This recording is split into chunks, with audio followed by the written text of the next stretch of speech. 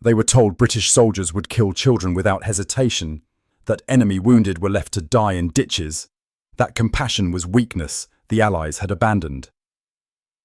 But when a 14-year-old German girl collapsed in a refugee camp outside Bremen in April 1945, British medics broke her mother's understanding of the world, not with violence, but with something she never expected.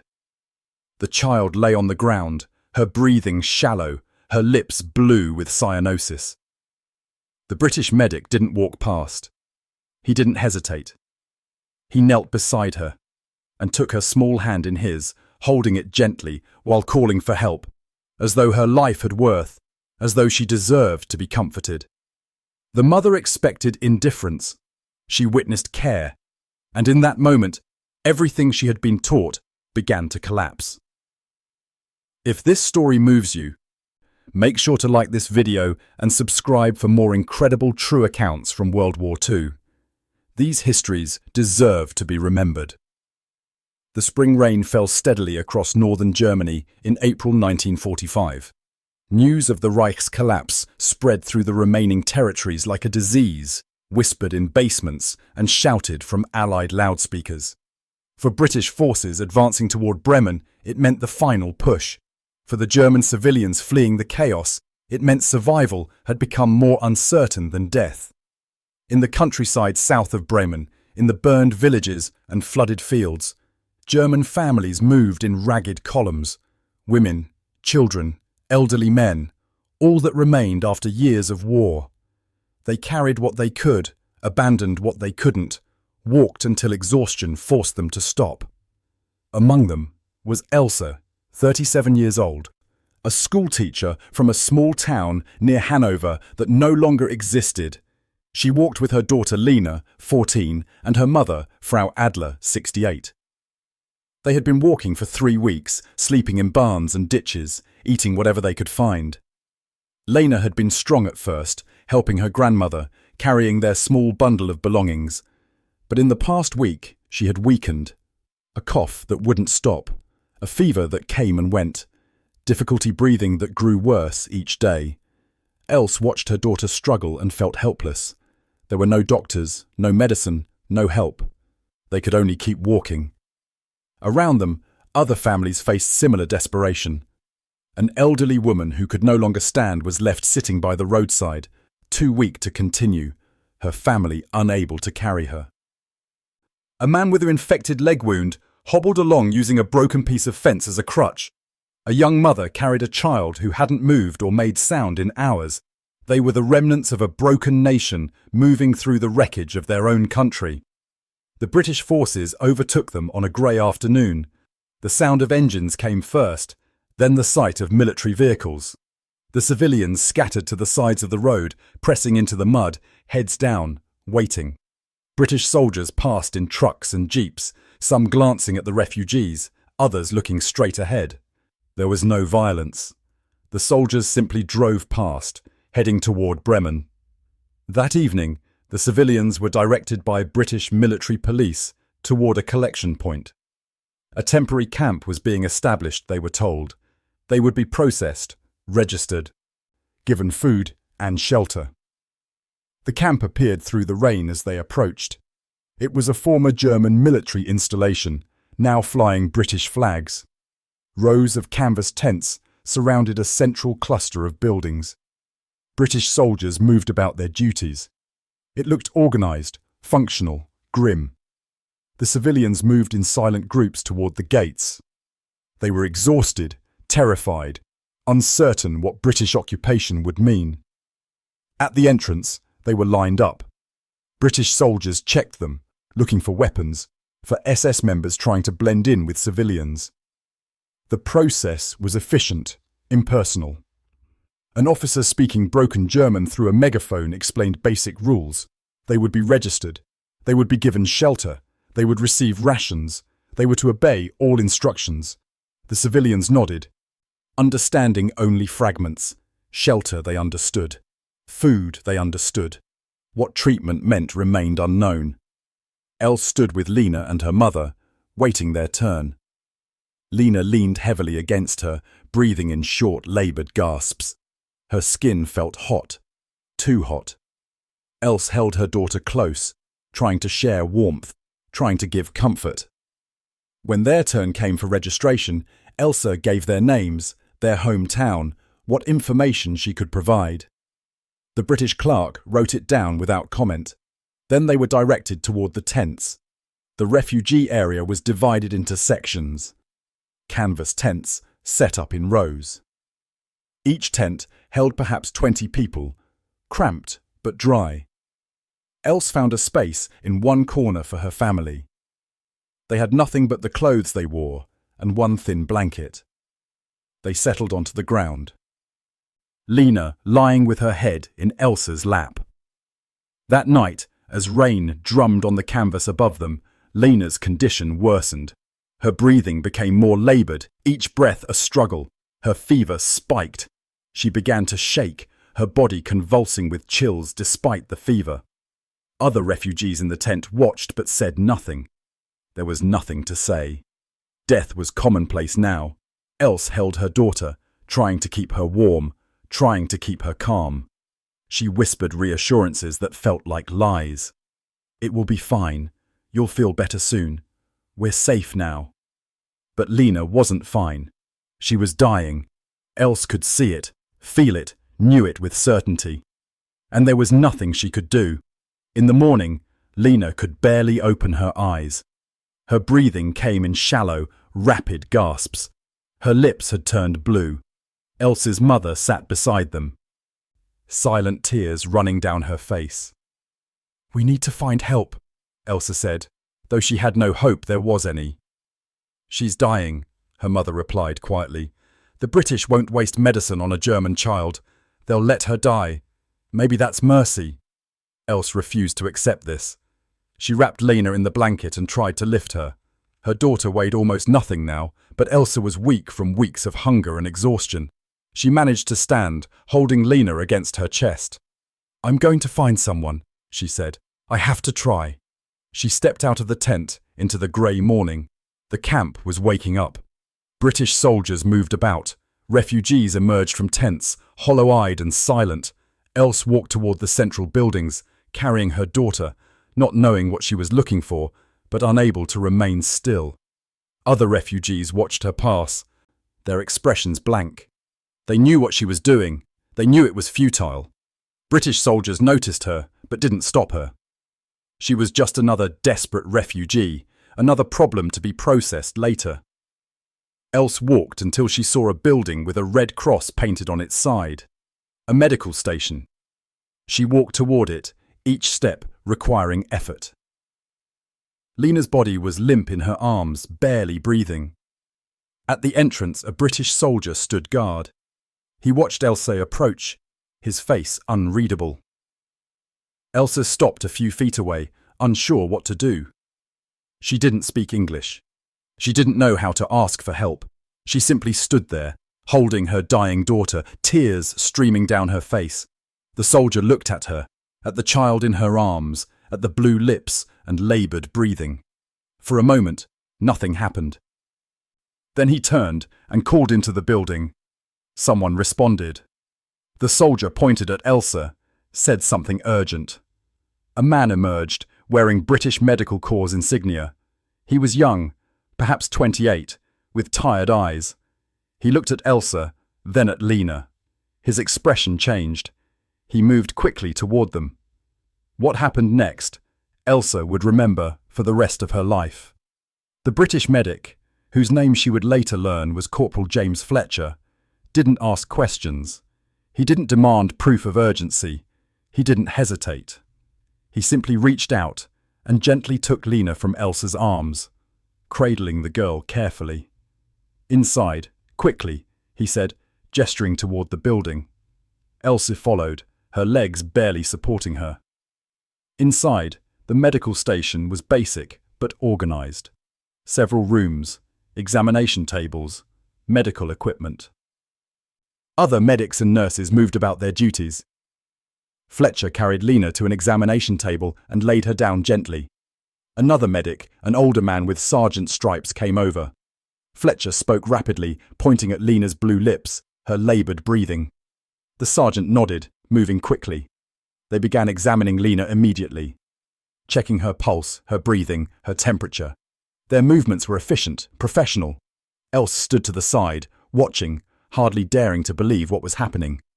They're helping her, she thought. The enemy is helping my daughter. The sergeant, whose name was Sergeant Davies, spoke to Fletcher. Fletcher nodded and turned to Elsa. He spoke slowly in broken German. Your daughter, very sick. Lungs, we help. You wait. Elsa nodded, unable to speak. The medics worked quickly. They gave Lena oxygen through a mask. They started an IV line, fluids and medicine. They covered her with clean blankets. Their hands were gentle, their focus complete. For the next hour, Elsa watched as these British medics fought to save her daughter's life. They treated Lena as though she mattered, as though her nationality was irrelevant, as though saving a German child was as important as saving a British one. Else stood against the wall, trembling, unable to process what she was witnessing. Finally, Fletcher came over to her. He spoke slowly, using simple German words mixed with gestures. Your daughter, pneumonia, very bad. We give medicine, but... He paused, searching for words. Very sick. Maybe... He made a gesture that Elsa understood. Maybe she wouldn't survive. Elsa nodded, tears streaming. Can I stay with her? Fletcher didn't hesitate. Yes, stay. He pulled a chair over, positioned it beside Lena's bed. Else sat down, taking her daughter's hand. Lena's breathing was still laboured, but the oxygen seemed to be helping. Her lips were less blue. Fletcher said something to Davies, then left. Else sat holding Lena's hand, watching the rise and fall of her chest, praying. Around her, the medical station continued its work. British medics treated wounded soldiers, dealt with medical emergencies, processed the sick and injured. But no one rushed Else. No one told her to leave. They simply let her sit with her dying daughter. An hour passed, then another. Lena's condition remained critical. Her breathing was slightly easier with the oxygen, but she remained unconscious, her fever dangerously high. Else sat holding her hand, speaking softly to her, telling her stories from before the war when they had been happy. Fletcher returned periodically to check on Lena. Each time he would examine her carefully, adjust the oxygen or the IV, speak a few words to Elsa. The medicine working. We wait. His kindness was matter-of-fact, professional, but it was kindness nonetheless. As afternoon approached, Davies came over. He spoke to Fletcher, then to Elsa. Through Fletcher's translation, he explained, Your daughter, very sick. We do everything we can, but need time. Medicine need time to work. You stay here. We watch her. Else nodded, grateful beyond words. Around 2 in the afternoon, something changed. Lena's breathing eased slightly. Her fever seemed to drop. Her fingers, which had been cold, began to warm. Fletcher noticed immediately. He checked her pulse, her breathing, her temperature. Then he smiled, a small smile, but genuine. Better, he said to Elsa. Little bit better. Medicine working. Else felt something break inside her. She bent over Lena's hand and sobbed, all the fear and exhaustion and despair of the past weeks pouring out. Fletcher placed a hand on her shoulder briefly, then stepped away, giving her space. The days began to follow a pattern for Elsa. She would arrive at the medical station each morning, allowed in by the guards who had learned to recognize her. She would sit beside Lena's bed, holding her hand, talking to her, watching her slowly, gradually improve. The pneumonia was severe, Fletcher explained through a combination of broken German and gestures. Recovery would take time, but Lena was young, and with proper care, she should survive. The British medics treated Lena with the same attention they gave their own wounded. They administered antibiotics, monitored her breathing, adjusted her oxygen, kept her hydrated. They didn't treat her differently because she was German. They treated her like a patient who needed help. Elsa watched this care with growing confusion. She had been raised under the Reich, taught that the British were the enemy, that they were ruthless, that they valued only their own. The propaganda had been constant, specific, and yet here they were, using precious medicine on a German child, spending time and resources on someone who gave them no strategic value. The contradiction was impossible to ignore. Other refugees learned about the German girl being treated in the British medical station. Some were resentful. Why should she receive care when their own family members were dying in the tents? Others saw it as confirmation of something they were beginning to suspect, that not everything they had been told was true. One afternoon, as Elsa sat with Lena, Fletcher came over with a cup of tea. "For you," he said, pressing the warm cup into her hands. "You need strength." The simple gesture, the ordinary kindness, overwhelmed her. "Why?" she asked in German. "Why do you help us?" Fletcher understood the question even through the language barrier. He thought for a moment, then spoke slowly. "She is sick. We are doctors. That all. No matter who. Just help who need help." The simplicity of it struck Elsa deeply. No matter who. Just help who need help. As if a person's humanity could exist, separate from their nationality, their government, their side. In Germany, she had watched resources allocated based on value to the war effort. She had seen foreign workers treated as disposable. She had participated, through silence if not action, in a system that ranked human worth. And here was an enemy medic who apparently didn't. After a week, Lena opened her eyes for the first time. She looked around, confused, frightened. "Mama?" she whispered. Elsa was there immediately, holding her hand, smoothing her hair. "I'm here. You're safe. You're going to be fine." Lena tried to sit up, but was too weak. "Where are we?" "The British medical station. They've been helping you. You had pneumonia." Lena's eyes widened with fear. "The British? But they're helping you," Elsa said firmly. "They saved your life." Fletcher came over, smiling. He spoke gently in English. His tone warm, even though Lena couldn't understand the words. Then he checked her vital signs, adjusted her blankets, gave her a drink of water. Lena watched him with confusion and fear, but as the days passed, as she grew stronger, that fear began to fade. The British medics were kind to her. They brought her extra food. They made sure she was comfortable. They treated her with gentle care. One of the nurses, a young woman named Sarah, even brought her a book, a children's story in German she had found somewhere. "For when you feel better," Sarah said through Fletcher's translation. "Reading helps time pass." As Lena recovered, Elsa spent more time in the camp itself. She saw how the British were managing the thousands of refugees. It was chaotic, overwhelmed, far from perfect. But there was order. There were rules. Rations were distributed. Inadequate, but regular. Medical care was provided. Children were given extra food when available. The British weren't saints. Some soldiers were rough. Some were indifferent. Resources were limited, and frustrations ran high. But there was no mass cruelty, no deliberate starvation, no executions. There was simply a military force trying to manage an impossible humanitarian crisis according to regulations they were required to follow. Else began talking with other refugees, hearing their stories, their experiences. A woman whose husband had been wounded in the fighting told of British medics who had treated him despite him being German military. A family whose children had been sick described receiving medicine from the British supplies. Not everyone received care. Resources were limited. But care was given based on need, not nationality.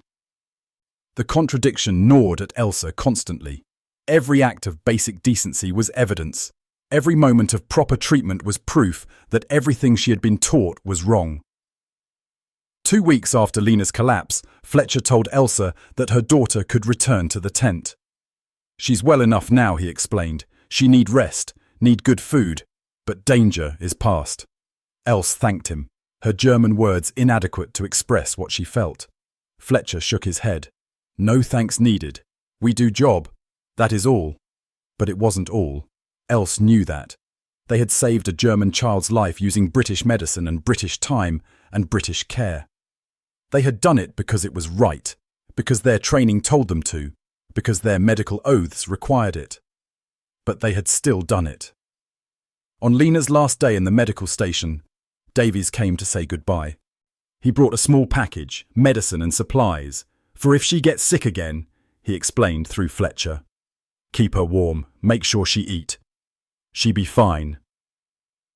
Lena, now well enough to understand what was happening, looked at these British men who had saved her life. She didn't have words in English to thank them. She simply bowed her head, a gesture of respect and gratitude. Fletcher smiled and ruffled her hair gently. You strong girl. You survive war.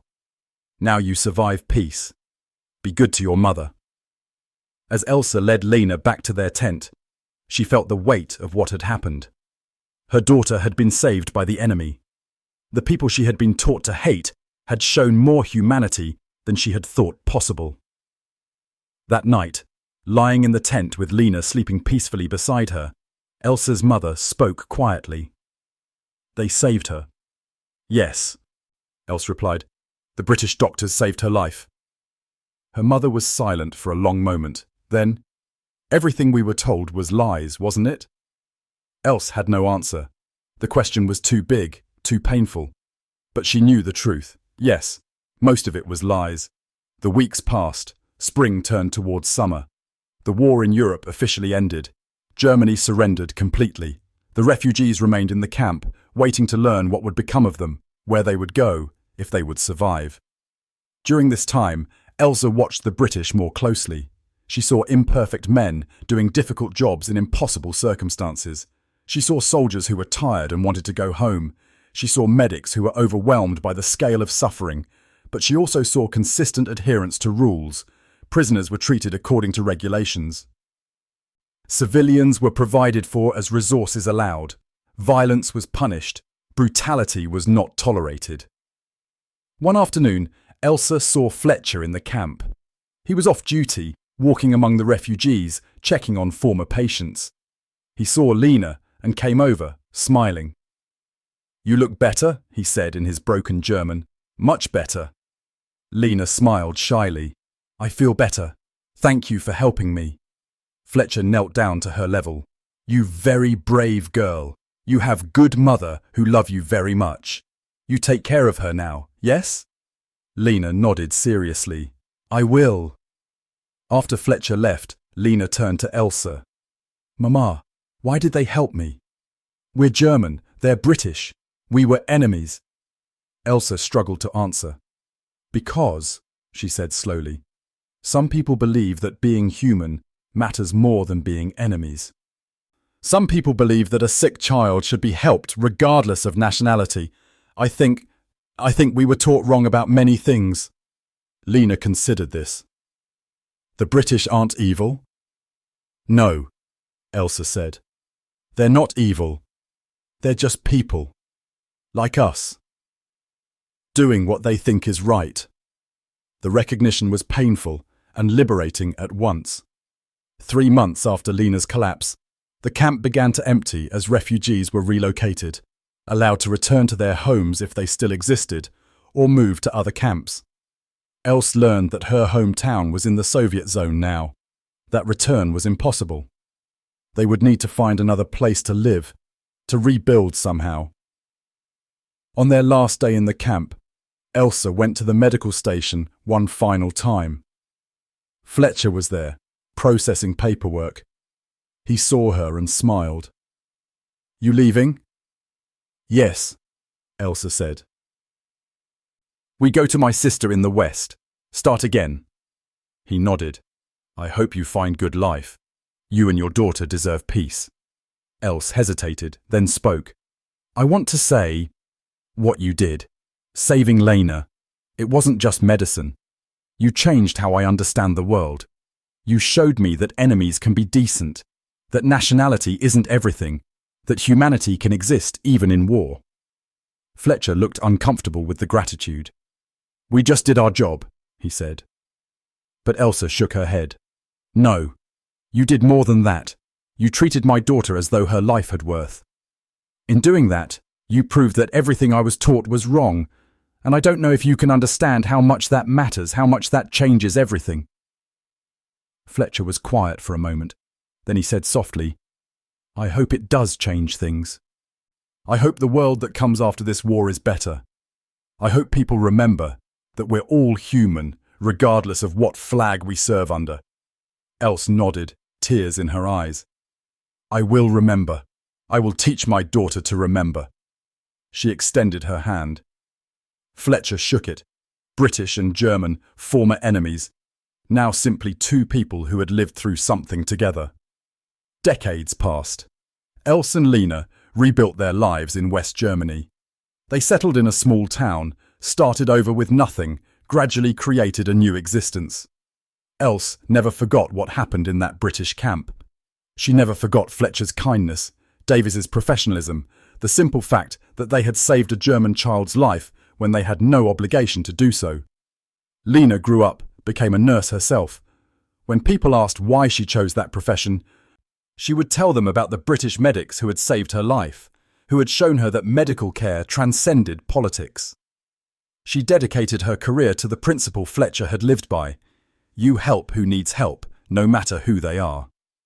In 1985, 40 years after the war's end, a British veterans group organised a reunion in Germany, inviting German civilians who had been helped during the occupation.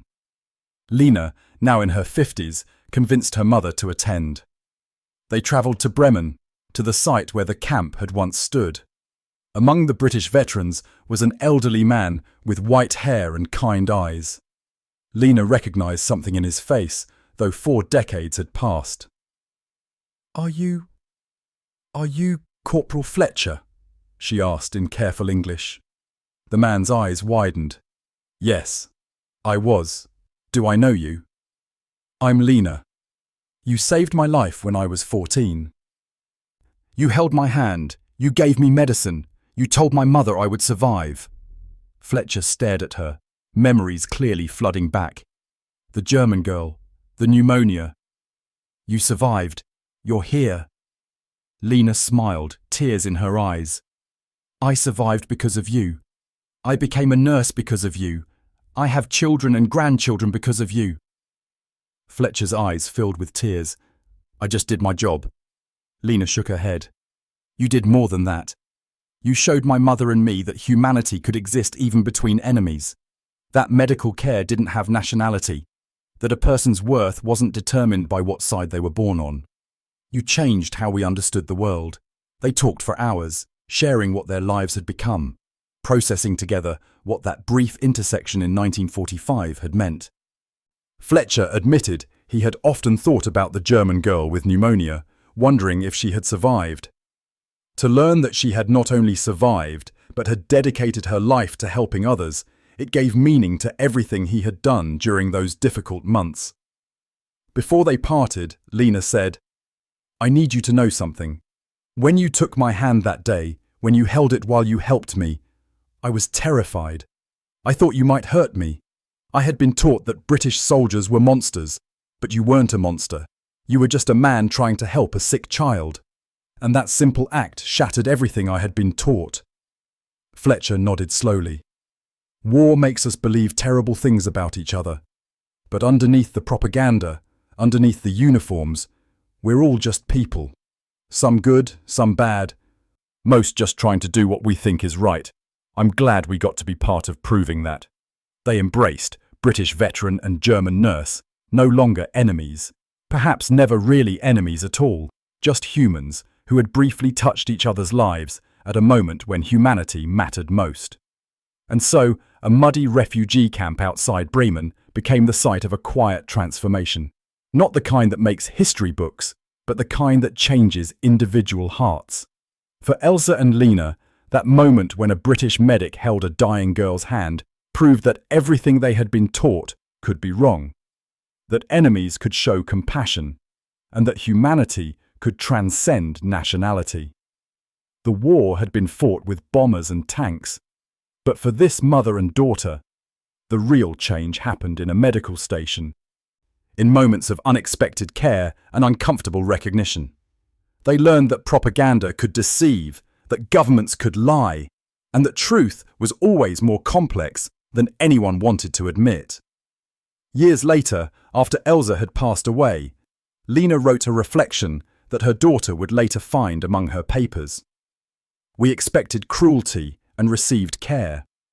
We expected hatred and received professionalism, which somehow meant more. We expected to be treated as less than human, and instead were shown that humanity exists even in war. The British didn't defeat Germany with just their weapons. They defeated our ideology with medicine and oxygen and one medic's decision to hold a frightened child's hand. That gesture changed more than their armies ever could. It changed us, and we could never return to who we were before. The story of Elsa and Lena is not widely known. It doesn't fit neatly into narratives of heroes and villains, of justified war and necessary destruction. But it's a story worth remembering because it reminds us that in the midst of history's greatest violence, small acts of basic medical decency can shatter the hardest certainties. Sometimes compassion is more powerful than propaganda. Sometimes simple humanity is the most effective weapon. And sometimes the hardest truths to accept are the ones that force us to question everything we thought we knew about ourselves and our enemies. If this story moved you, please like this video and subscribe to our channel. There are thousands of untold stories from World War II. Human stories that complicate our understanding of war, peace, and what it means to remain human when everything around you denies humanity. These stories deserve to be remembered and shared. Thank you for listening.